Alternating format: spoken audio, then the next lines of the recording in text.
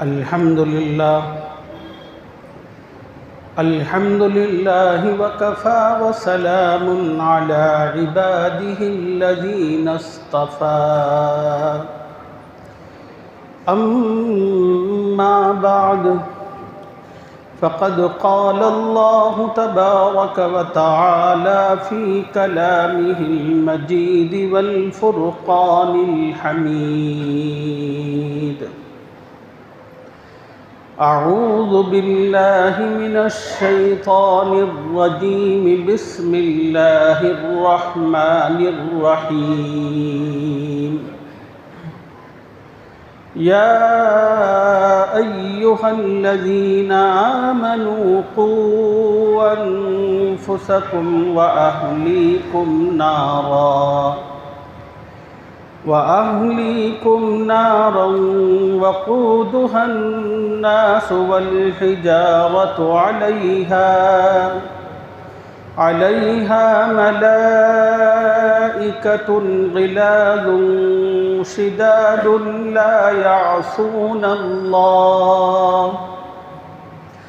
لا يعصون الله ما أمرهم ويفعلون ما يؤمرون صدق الله العظيم۔ قابل احترام بزرگوں، نوجوان ساتھیوں، دین کی بات عظمت و احترام سے سننے والی ماؤں اور بہنوں، السلام علیکم ورحمۃ اللہ وبرکاتہ۔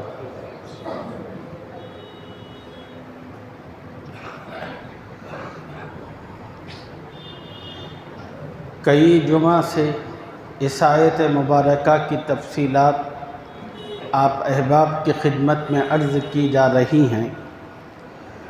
اس جمعہ اس آیت مبارکہ سے متعلق کچھ باتیں رہ گئی تھی، ان کو عرض کرنے کی سعادت حاصل کریں گے۔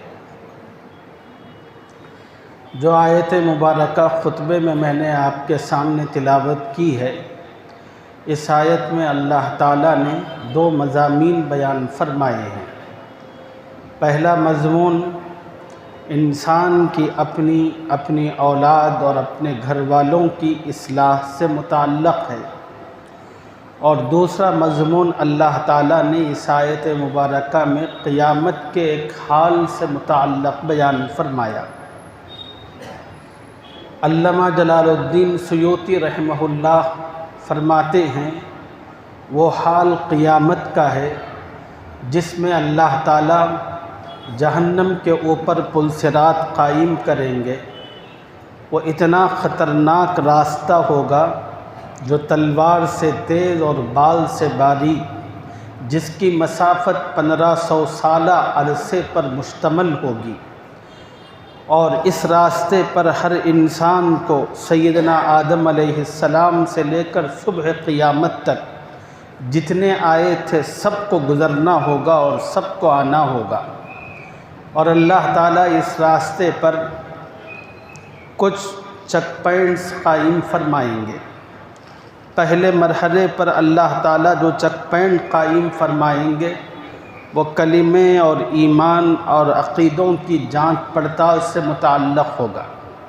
جس بندے کا ایمان، یقین اور عقیدہ اللہ اور اس کے رسول پر، فرشتوں پر، کتابوں پر، آخرت پر صحیح اور درست ہوگا، فرشتے ان لوگوں کو آگے بڑھنے کی اجازت دیں گے، اور جو لوگ اس پہلے مرحلے میں عقیدوں کے اعتبار سے، ایمان کے اعتبار سے ناکام ہوں گے، ان تمام کو وہیں سے جہنم میں پھینک دیا جائے گا۔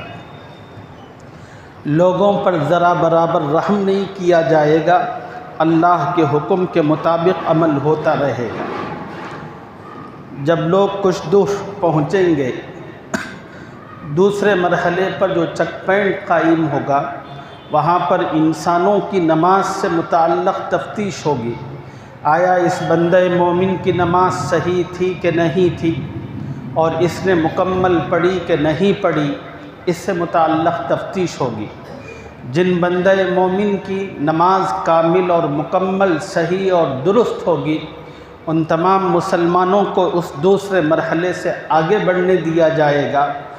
جن لوگوں کی نمازیں ادھوری، ناقص اور ناتمام ہوں گی ان تمام کو وہیں سے جہنم میں پھینک دیا جائے گا۔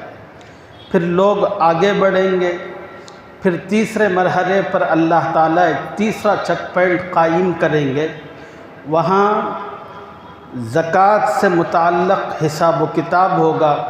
جو غریب لوگ ہیں ان سے تو کسی قسم کی کوئی پوچھ گچھ نہیں ہوگی، البتہ جو مالدار اور صاحب حیثیت ہوں گے ان سے متعلق پوچھ گچھ ہوگی کہ انہوں نے اللہ کا جو حق مال سے متعلق عائد ہوتا تھا کیا انہوں نے اس حق کو صحیح معنوں میں ادا کیا کہ نہیں کیا، اور پھر اس کو صحیح مصرف تک پہنچایا کہ نہیں پہنچایا۔ جو ایمان والے اس مرحلے میں کامیاب ہوں گے ان کو آگے بڑھنے دیا جائے گا، جو اس مرحلے میں ناکام ہوں گے وہیں سے جہنم میں پھینک دیا جائے گا۔ پھر وہ لوگ کامیاب ہونے والے آگے بڑھیں گے، چوتھے مرحلے پر اللہ چوتھا چیک پوسٹ قائم کریں گے، اور وہ چیک پوسٹ میں رمضان کے روزوں سے متعلق حساب و کتاب ہوگا کہ اس نے رمضان کا روزہ صحیح معنوں میں رکھا کہ نہیں رکھا، روزے کے ساتھ گناہوں سے بچا رہا کہ نہیں بچا رہا۔ یہ سب کی سب تفصیلات دیکھی جائیں گی، اور جن لوگوں نے روزہ واقعی صحیح معنوں میں روزہ رکھا ہوگا پھر ان کو کامیاب قرار دے کر ان کو آگے بڑھنے کی اجازت دی جائے گی، اور جن لوگوں کے روزے صحیح نہیں ہوں گے، روزوں کے باوجود گناہ ہوں گے، جھوٹ ہوگا، چغلی ہوگی، لڑائی جھگڑے ہوں گے، ایسے تمام کے تمام لوگوں کے روزوں کو مسترد کر دیا جائے گا۔ پھر کامیاب ہونے والے آگے بڑھیں گے تو اللہ تعالیٰ پانچواں چیک پوائنٹ قائم کریں گے، وہاں انسانوں کے عمرے اور حج سے متعلق تفتیش ہوگی کہ اس نے عمرہ صحیح کیا نہیں کیا، حج صحیح کیا نہیں کیا۔ جن لوگوں کا حج و عمرہ صحیح ہوگا اللہ تعالیٰ ان کو کامیابی سے آگے بڑھنے دیں گے، جن کی نیتوں میں فطور تھا، جن کی احکامات کی ادائیگی صحیح اور درست نہیں تھی، ان سب کو وہیں سے پھینک دیا جائے گا۔ چھٹے مرحلے پر جب پہنچیں گے تو وہاں پر اللہ تعالیٰ ایک اور چیک پوسٹ قائم کریں گے، اور اس مرحلے پر انسانوں کے وضو اور غسل سے متعلق سوال ہوگا۔ یہ 5 مرحلے وہ تھے جس کی تفصیل گزشتہ جمعوں میں میں نے آپ کے سامنے عرض کی، اور چھٹے مرحلے سے متعلق وضو سے متعلق تفصیل عرض کر دی، غسل سے متعلق تفصیلات باقی ہیں۔ یہاں پر دیکھا جائے گا کہ اس بندہ مومن نے اپنی عبادتوں کی ادائیگی کے لیے وضو صحیح کیا تھا کہ نہیں کیا تھا، غسل اس نے صحیح کیا تھا کہ نہیں کیا تھا۔ دنیا کے اندر ہم جن چیزوں کو سب سے ہلکا اور معمولی سمجھتے ہیں ان میں ایک وضو بھی ہے اور غسل بھی ہے۔ جن چیزوں کو ہم اہمیت دیتے ہیں بہت زیادہ اور غیر معمولی وہ عبادتیں ہیں۔ ہر مومن کو سمجھنا چاہیے کہ تمام تر عبادتوں کی صحت کا، تمام تر عبادتوں کی صحت اور اس کی قبولیت اسی وضو اور غسل پر موقوف ہے۔ جب تک کسی مومن کا وضو اور غسل صحیح نہیں ہوگا اس وقت تک ان اعمال کے اندر قبولیت کی شان پیدا نہیں ہو سکتی۔ وضو کس طرح کرنا ہے مسنون طریقے کے مطابق اس کی تفصیل میں نے عرض کی، ہلکا سا اشارہ کیے دیتا ہوں تاکہ پھر سے وہ باتیں ہمارے ذہن میں آ جائیں اور ہم اس کو اپنی عملی زندگی کے اندر نافذ کر سکیں۔ اللہ اپنے کرم سے اس کی مجھے بھی توفیق عطا فرمائے، آپ کو بھی توفیق عطا فرمائے۔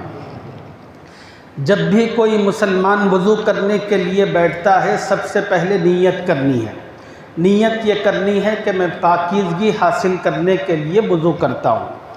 پاکیزگی چھوٹی نجاست سے بھی حاصل کی جاتی ہے، بڑی نجاست سے بھی حاصل کی جاتی ہے۔ بس وضو کی نیت اتنی ہے کہ میں پاکیزگی کے لیے وضو کرتا ہوں۔ اگر مزید اجر و ثواب آپ کو حاصل کرنا ہے تو اب اپنی نیت کو بڑھاتے جائیے، جتنی نیت بڑھاتے چلے جائیں گے آپ کے نامہ اعمال کے اندر نیکیوں کا اضافہ ہوگا۔ مثلا آپ نے یہ نیت کی، بنیادی نیت تو میں پاکیزگی حاصل کرنا چاہتا ہوں، میں وضو اس لیے کرتا ہوں تاکہ نماز پڑھوں، وضو اس لیے کرتا ہوں تاکہ قرآن پاک کو چھوؤں اور اس کی تلاوت کروں۔ جتنی آپ نیتیں کرتے چلے جائیں گے وہ آپ کا اجر و ثواب بڑھتا چلا جائے گا۔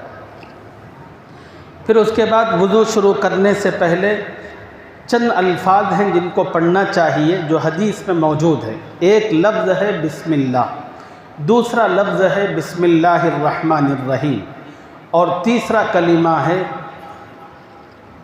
بسم اللہ الحمدللہ۔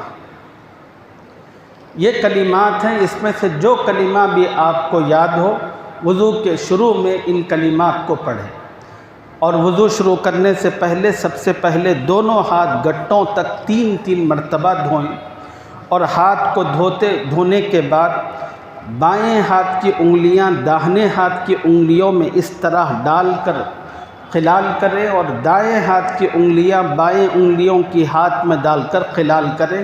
اس طرح 3 مرتبہ پانی لے کر اپنے دونوں ہاتھ گٹوں تک اچھی طرح دھوئیں۔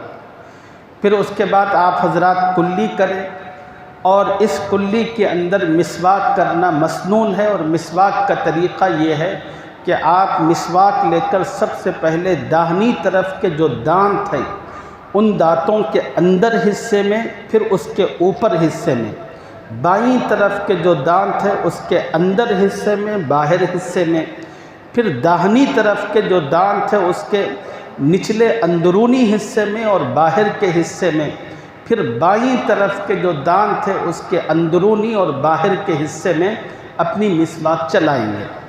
ایک مرتبہ مسواک چلانے کے بعد پھر اس مسواک کو دھونا، پھر دوسری مرتبہ کرنا، اس طرح 3 مرتبہ منہ کے اندر مسواک چلانا یہ مسنون ہے۔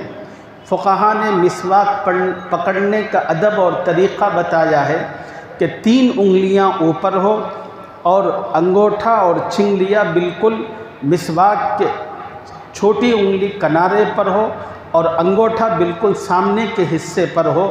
یہ وہ طریقہ ہے مسواک کو پکڑنے کا۔ آپ اس طریقے پر پکڑیں گے تو اپنے منہ میں اس مسواک کو سہولت کے ساتھ گھما سکتے ہیں۔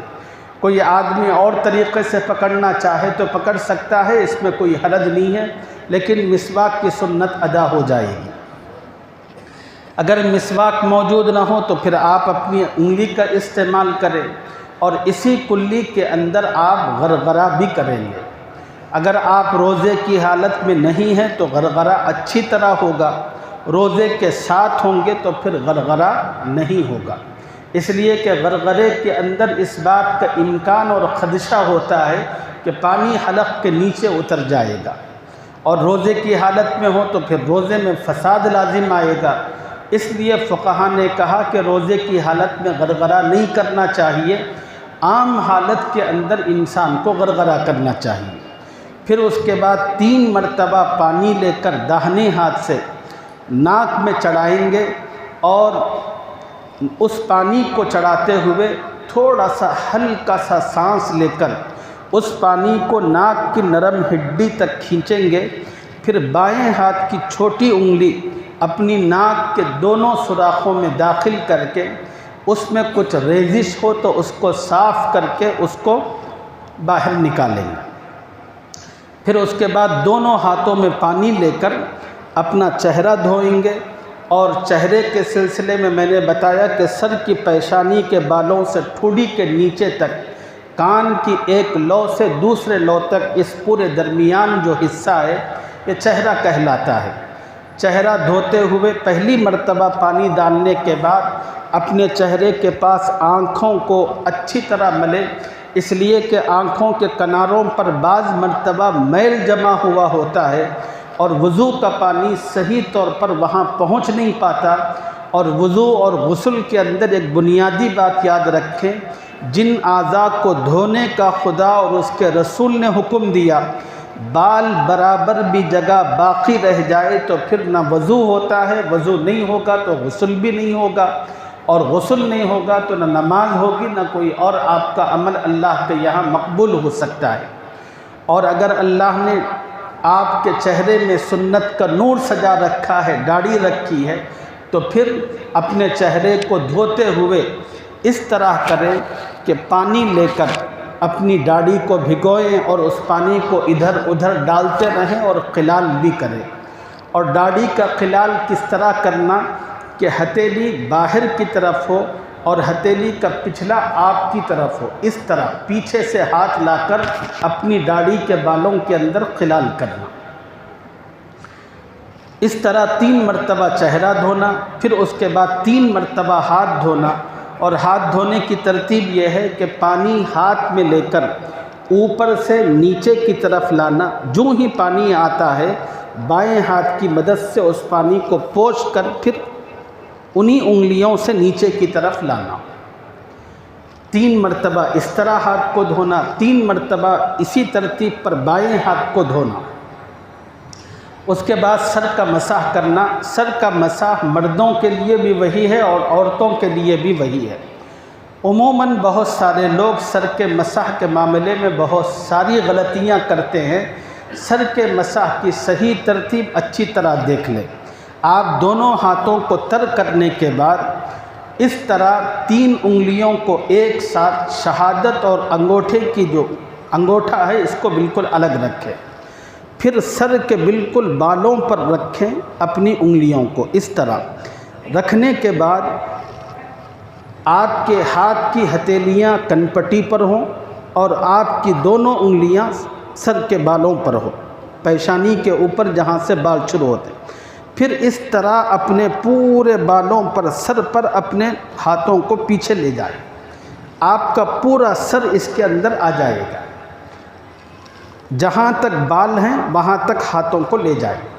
اس سے آپ کے بال بھی خراب نہیں ہوں گے۔ جن لوگوں کے بال بڑے ہوتے ہیں، صحیح مسح کی جو ترتیب ہے، نہ خواتین کے بال خراب ہوں گے۔ پانی لے کر اس طرح پورے ہاتھ کو پیچھے لے جانا، پھر مزید کچھ کرنے کی ضرورت نہیں۔ پھر اس کے بعد آپ کی جو دونوں چھوٹی انگلیاں ہیں دونوں ہاتھ کی، اس کو کانوں کے سوراخ میں ڈال کر اس طرح پھرا لینا، دونوں چھوٹی انگلیاں۔ پھر آپ کی شہادت کی جو 2 انگلیاں ہیں اس کو اپنے کانوں کے اندرونی حصے میں ڈال کر پورے کان پر گھما کر نیچے لانا، کان کی لو تک، یہ شہادت کی انگلیوں کو۔ پھر جو آپ کے انگوٹھے ہیں ان انگوٹھوں کا کان کے اوپر مسح کرنا۔ پھر آپ کے ہاتھوں کا جو پچھلا حصہ ہے اس سے بال کے نیچے کا جو حصہ ہے وہ گردن کہلاتا ہے، ان انگلیوں کو گردن پر پھیرنا، ہتھیلیوں کو نہیں، انگلیوں کو، پچھلے حصے کو گردن پر پھیرنا، بس مسح ہو گیا۔ یہ مسنون مسح ہے۔ بہت سارے احباب اس کے اندر اپنی گدی پر بھی مسح کرتے ہیں، اپنی گلے پر بھی مسح کرتے ہیں۔ یہ مسنون نہیں ہے، یہ صحیح نہیں، اور اپنے مسح کی ترتیب کو صحیح کرنا چاہیے۔ پھر اس کے بعد آپ اپنے دونوں پیر ٹخنوں سمیت دھوئیں گے۔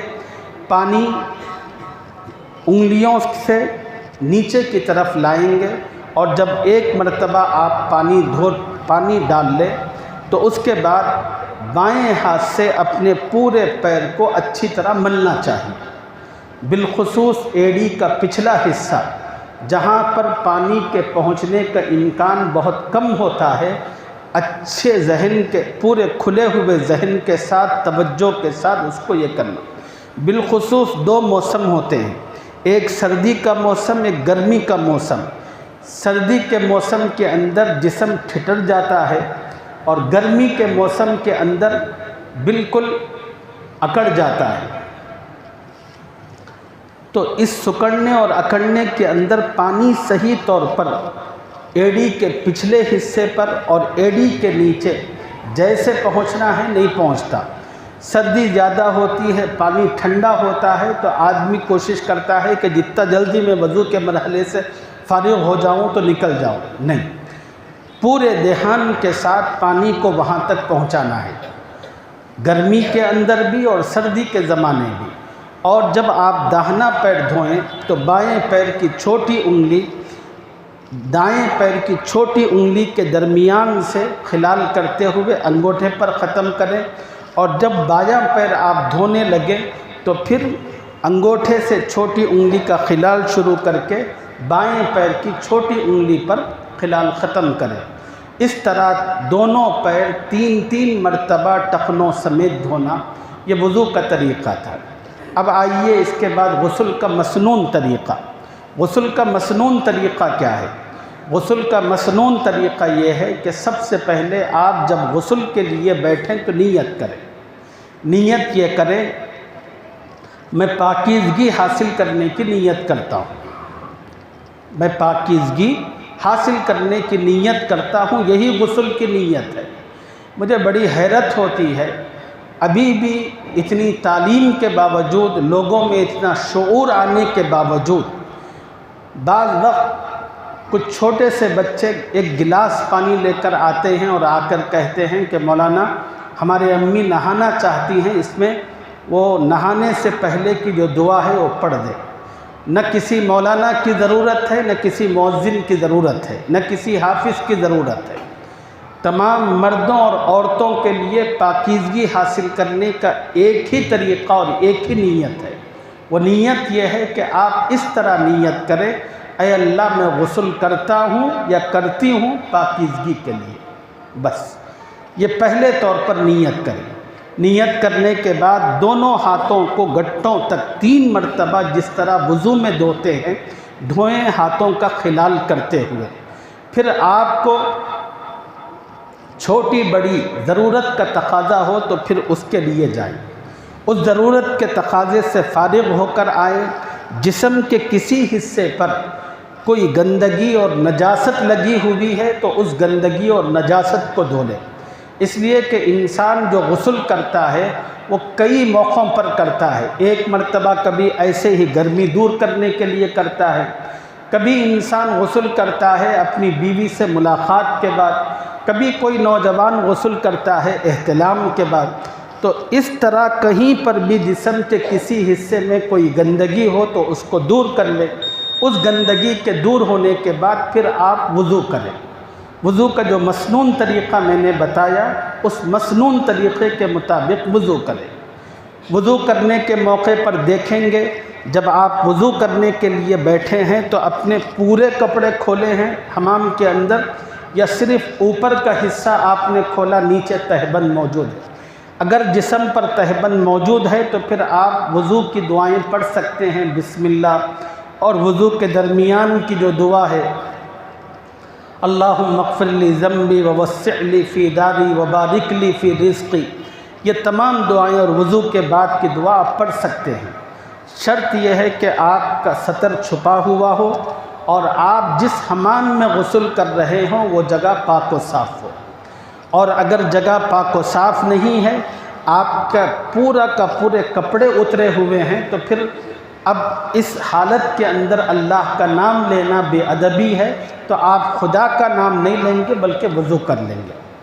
बहुत सारे लोगों के जहनों में ये शुकूक व शुबहात रहते हैं कि गुस्ल कपड़े पहन कर करना, कपड़े उतार कर करना। सुन लीजिए कि मसनून और बेहतर यह है कि आप कपड़े पहनकर अपने सतर को ढाँप कर गुस्ल करें। लेकिन अगर कोई कपड़े उतार कर भी गुस्ल करता है तो उसका गुस्ल हो जाएगा, उसका गुस्ल भी हो जाएगा, उसका वज़ू भी हो जाएगा। तो आप सबसे पहले वज़ू करेंगे, वज़ू करने के बाद गुस्ल करेंगे। अब गुस्ल के 2 तरीक़े हैं, एक है बाल्टी में पानी रखकर आप लोटे से नहाना, और दूसरा है शावर के नीचे खड़े होकर नहाना। अब आप पहले बाल्टी से लोटा लेकर आप नहा रहे हैं तो सबसे पहले पानी अपने सर पर डालेंगे, और सर पर पानी डालने के बाद वो सर का पानी आपके जिस्म से बहता हुआ नीचे तक आएगा।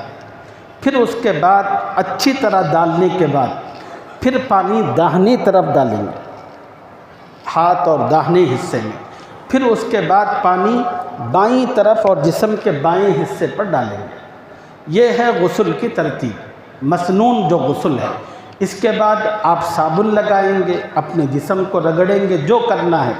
پھر یہ عمل سے فارغ ہونے کے بعد آپ نے شیمپو لگا لیا، جو بھی کر لیا، پھر اس کے بعد پھر آپ پانی لے رہے ہیں تو سب سے پہلے سر پر پانی ڈالنا، اور پھر اس کے بعد داہنی طرف پانی ڈالنا، پھر بائیں طرف پانی ڈالنا۔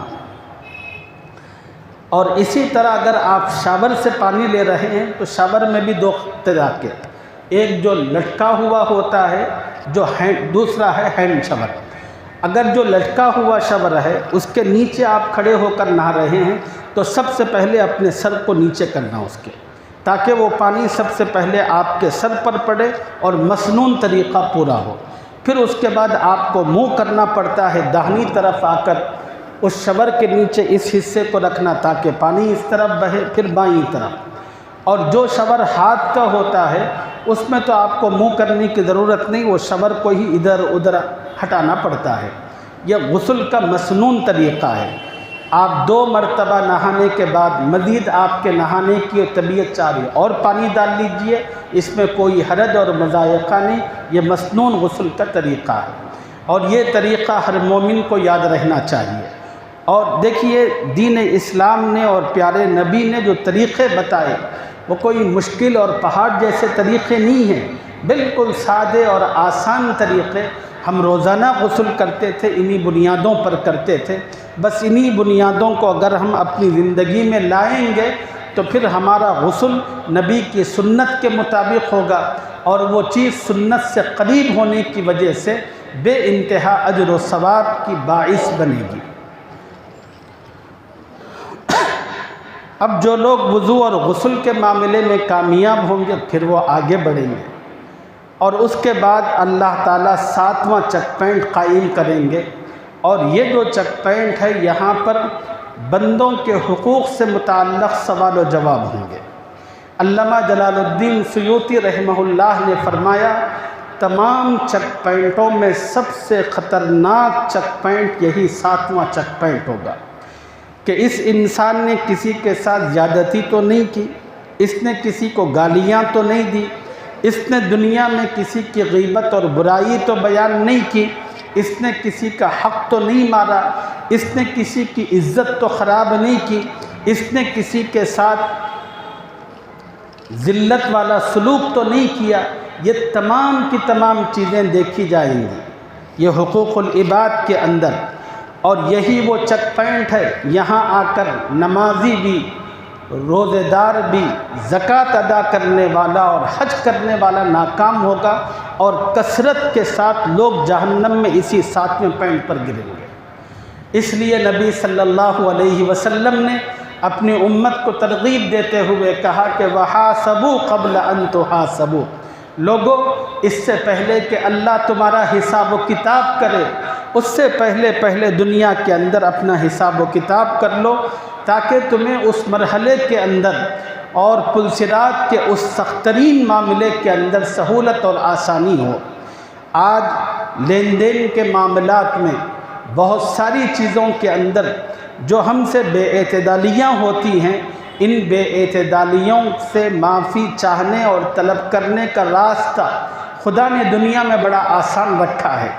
اگر انسان نے اس کو یہاں پورا کر لیا تو اس کو وہاں تکلیف نہیں ہوگی، اور اگر کسی نے جھوٹے فخر کے اندر معتبریک میں ان چیزوں کو دنیا میں خیال نہیں کیا تو پھر آخرت کے اندر اس شخص کا ٹھکانہ جہنم کے سوا کچھ نہیں ہے۔ بس ایک روایت آپ کے سامنے رکھ کر اپنی گفتگو کو سمیٹتا ہوں۔ رسول اللہ صلی اللہ علیہ وسلم نے ارشاد فرمایا قیامت کے دن ہر انسان سے متعلق اللہ کے سامنے 3 رجسٹر ہوں گے۔ قیامت کے دن ہر انسان سے متعلق اللہ کے پاس 3 رجسٹر ہوں گے۔ پہلا رجسٹر، اس سے متعلق اللہ کہے گا کہ مجھے کوئی پرواہ نہیں ہے۔ ایک دوسرا رجسٹر ہوگا، اللہ تعالیٰ کہیں گے کہ اس میں جو کچھ لکھا ہوا ہے اس میں کسی قسم کی معافی نہیں ہوگی۔ اور تیسرا ایک رجسٹر ہوگا، اللہ جس سے متعلق کہیں گے کہ اس کا حساب و کتاب ضرور لیا جائے گا۔ پہلا رجسٹر جس سے متعلق اللہ تعالیٰ کہیں گے کہ مجھے کوئی پرواہ نہیں ہے، یہ وہ رجسٹر ہے جس میں اللہ اور بندے کے حقوق اور معاملات ہیں۔ اللہ کے حقوق کیا ہیں؟ نماز پڑھنا ہے، روزہ رکھنا ہے، زکوٰۃ دینا ہے، حج کرنا ہے، طواف کرنا ہے، دعا کرنا ہے، نذر و منت ہے۔ یہ تمام کی تمام چیزیں اللہ کے حقوق کہلاتی ہیں۔ اگر کسی بندے مومن کی جانب سے اللہ کے حقوق کی ادائیگی میں کمی اور کوتاہی ہو تو اللہ کہتے ہیں کہ مجھے پرواہ نہیں، میں چاہوں تو پکڑ سکتا ہوں، چاہوں تو معاف کر سکتا ہوں۔ اور چونکہ یہ اللہ اور بندے کا معاملہ ہے اور اللہ کے رحم و کرم سے بڑی امید ہے کہ اللہ تعالیٰ ضرور اپنے اور بندے کے معاملات میں جو کمی بیشیاں ہوں گی اس کو درگزر فرمائیں گے۔ دوسرا جو رجسٹر ہوگا جس کے بارے میں اللہ کہے گا کہ اس میں جو کچھ لکھا ہوا ہے اس کو معاف نہیں کیا جائے گا، وہ کیا چیز ہے جس کو اللہ معاف نہیں کریں گے؟ وہ کفر ہے، وہ شرک ہے، وہ منافقت ہے۔ قرآن میں اللہ نے واضح کہا ان اللہ لا یغفر ان یشرک بہ ویغفر ما دون ذلک لمن یشاء۔ دنیا میں انسان کے ہر گناہ کو اللہ معاف کر سکتے ہیں، لیکن کفر و شرک وہ بدترین جرم ہے کہ اللہ تعالیٰ کے یہاں جس کی معافی نہیں ہے۔ منافقت کے سلسلے میں اللہ نے کہا ان المنافقین فی الدرک الاسفل من النار، جہنم کے سب سے نچلے طبقے میں اللہ منافقین کو داخل کریں گے۔ بدعات و خرافات ہیں، یہ وہ چیزیں ہیں جن کے بارے میں اللہ کہے گا کہ اس میں کوئی معافی نہیں ہوگی۔ ایک تیسرا رجسٹر ہوگا جس کے بارے میں اللہ کہیں گے کہ حساب ضرور لیا جائے گا۔ یہ تیسرا رجسٹر انسانوں ہی سے متعلق ہوگا۔ آپ نے کسی کی زمین ہڑپ کر لی، کسی بھائی نے بہن کو حق ادا نہیں کیا، کسی نے کسی سے کچھ پیسے لے کر منہ پوچھ لیا اور بھاگتے پھر رہے ہیں، فون بند کر لیا، اور آپ کسی کو گالیاں دے رہے ہیں، کسی کی عزتوں سے کھیل رہے ہیں، اور آپ یہ سمجھ رہے ہیں کہ میں اس سے بچ گیا، یا محلہ چھوڑ کر کہیں اور چلے گئے، گمنامی کی زندگی آپ نے بسر کی۔ یاد رکھو دنیا میں تو آپ بچ سکتے ہیں، کوئی ہیلے اور طریقے اپنا سکتے ہیں، لیکن آخرت میں اللہ کے یہاں نہ کوئی ہیلا چلنے والا ہے، نہ کوئی بہانہ کام آنے والا ہے۔ وہاں تو سچائی اور حقیقتوں کا سامنا ہوگا۔ بس اللہ تعالیٰ پل صراط کے اس مرحلے کو ہم تمام کے لیے آسان فرمائے، اور اللہ موت سے پہلے اس مرحلے کی فکر اور اس کی تیاری کی ہم سب کو اپنے کرم سے توفیق عطا فرمائے، آمین یا رب العالمین۔ اسی مضمون سے متعلق کچھ اور اہم باتیں ہیں بالکل اس سے ریلیٹڈ تعلق رکھنے والے، جس کو اگلی جمعہ میں آپ حضرات کی خدمت میں عرض کیا جائے گا۔ اللہ مجھے اور آپ کو عمل کی توفیق عطا فرمائے۔